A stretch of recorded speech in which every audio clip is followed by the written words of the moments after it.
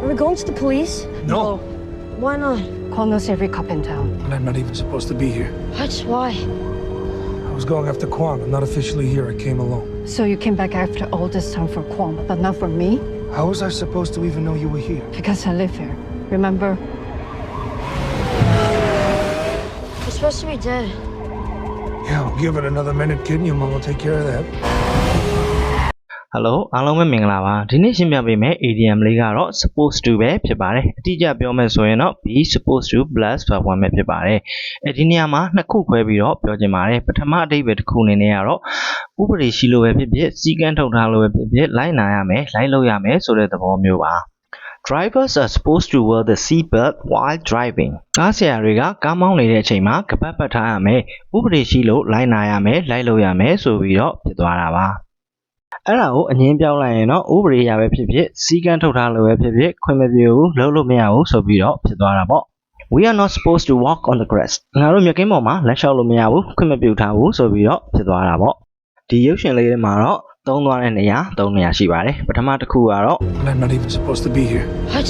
ငါကတကယ်တော့ဒီနေရာမှာတော့ရှိနေရမှာမဟုတ်ဘူးတဲ့တကယ်တော့သူ့ကိုအထက်လူကြီးကနေပြီးတော့အနားယူဖို့ခရီးထွက်ခိုင်းလိုက်တာလေအဲ့ဒါကိုသူကနေပြီးတော့ခွန်နောက်ကိုလိုက်ဖို့ဆိုပြီးတော့တိုင်ပေကိုလာခဲ့တာပေါ့ငါကဒီကိုတရားဝင်ရောက်နေတာမဟုတ်ဘူးတဲ့ထက်လူကြီးကခွင့်မပြုထားဘူးဥပဒေအရခွင့်မပြုထားဘူးဆိုတဲ့သဘောမျိုးပါဒုတိယတစ်ခုကတော့ဂျိုဝီကနေပြီးတော့ဒီလောက်ကြာပြီးမှပြန်လာတာတော့သူ့ကိုတွေ့ဖို့ပြန်လာတာမဟုတ်ဘူးဆိုပြီးတော့အပြစ်တွေပြောနေတာပေါ့ How was I supposed to even know you were here? မင်းဒီမှာရှိနေတာငါဘယ်လိုလုပ်သိရမှာလဲဆိုပြီးတော့မျောလင်းမထားဘူးဘယ်သူမှလည်းပြောမထားဘူးအဲ့ဒီတော့မသိဘူးဆိုတဲ့သဘောမျိုးပါအဲ့ဒါကြောင့်ဂျိုဝီကလည်းဒီနေရာမှာငါနေတာလေတဲ့မှတ်မိတယ်မလားဆိုပြီးတော့ပြန်ပြောတာပေါ့နောက်ဆုံးတစ်ခုကတော့ You're supposed to be dead. ဂျိုဝီကနင့်ဖေသေးပြီဆိုပြီးတော့ပြောထားတော့သေပြီလို့ပဲမျောလင်းထားတယ်အဲ့လိုပဲသိထားတယ်ပေါ့အဲ့တော့ तू မျောလင်းမထားဘူးဆိုတဲ့သဘောမျိုးနဲ့ပြောသွားတာပါ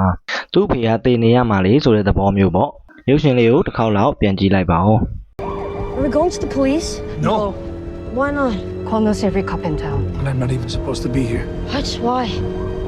I was going after Kwang. I'm not officially here. I came alone. So you came back after all this time for Kwong, but not for me? How was I supposed to even know you were here? Because I live here. Remember? You're supposed to be dead. Yeah, I'll give it another minute, kid, and your mom will take care of that.